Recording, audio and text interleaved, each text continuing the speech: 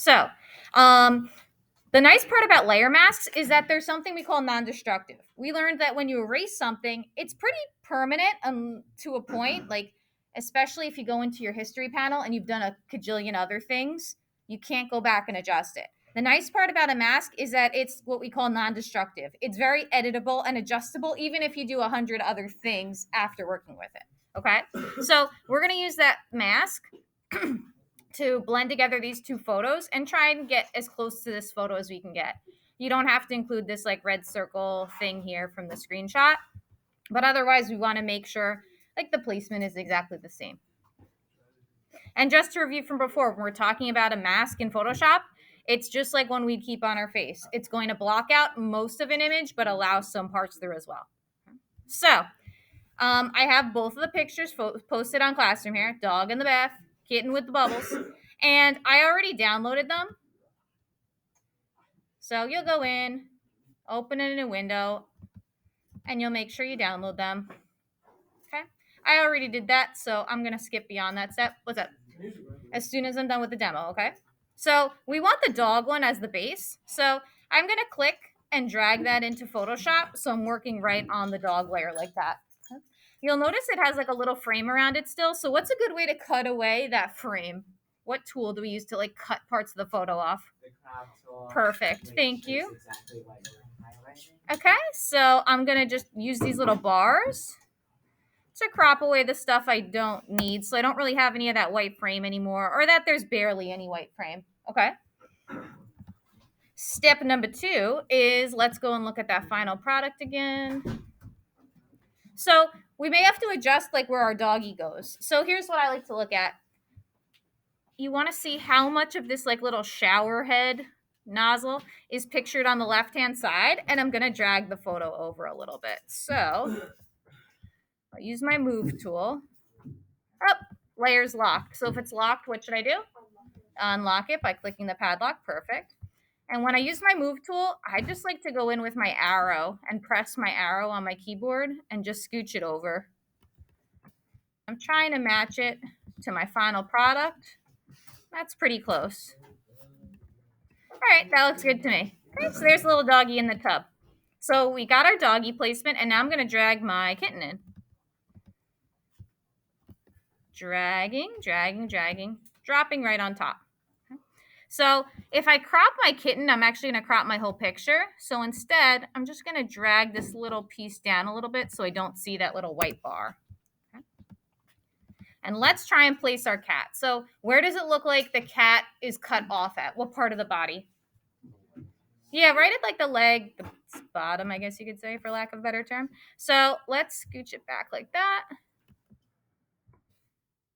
And keep comparing back and forth. It looks like that small bubble's still pictured. So like that. That seems about right. Okay, so after we get the placement done, we're in a pretty good spot. Then it's just a matter of creating this kind of blend. What kind of brush do I want to use if I want it to have kind of a soft edge like this? Do I use a hard brush or do I use a soft brush? Soft. Perfect, thank you. So I'm actually going to go to my paintbrush. I know that sounds weird. And I'm going to make sure it's set to a soft brush, which mine is already. And at this point, I'll keep my opacity at 100%. Here's where the new stuff comes in. We're going to use something called a layer blend, and a layer mask, I'm sorry. And it's at the bottom of your layer panel here, and it looks like it's a rectangle with a big circle in the middle. So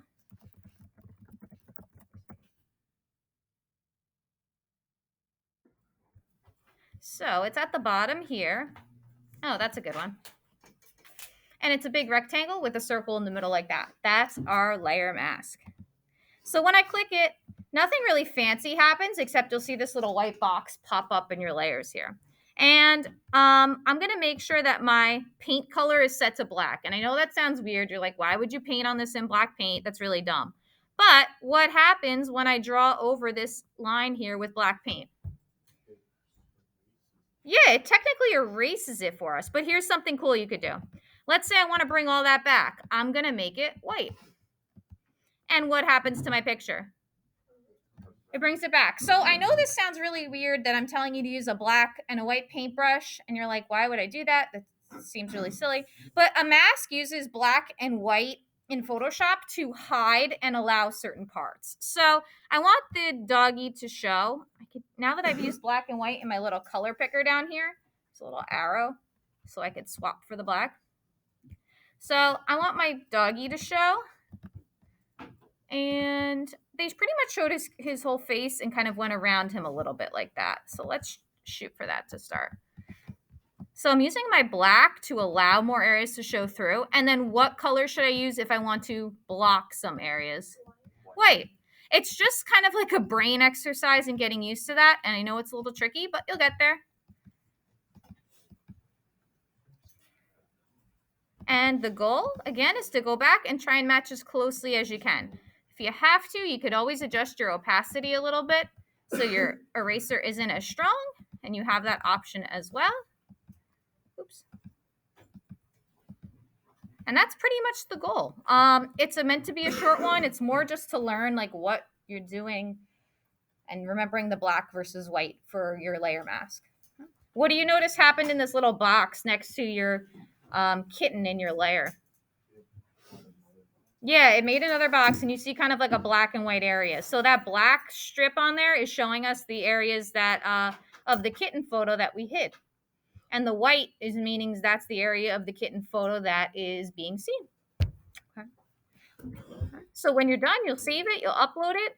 If you royally mess it up, you have plenty of time to redo it. It should take you like half a period. And the nice part about this mask is if you totally mess it up, just go back in with a white brush and you could step back. It makes life really easy in that sense. Okay. Do you have any questions so far? How Yeah. do you select the mask from Sure. the brush? Well, first you're just gonna pick a straight up like paintbrush from the icon on the left here, set it to soft, and then we've got our black and white colors at the bottom here. But in order to get that little second screen here in your layer panel, you're hitting this guy at the bottom. That kind of looks like the Japanese flag. It says vector mask. Okay. Got it. Yep, that guy right there. Okay. You can go to the bathroom now. Go ahead. Okay. Any questions so far on the project? All right, sounds good. We'll get started. It's going to be due at the end of the period, please.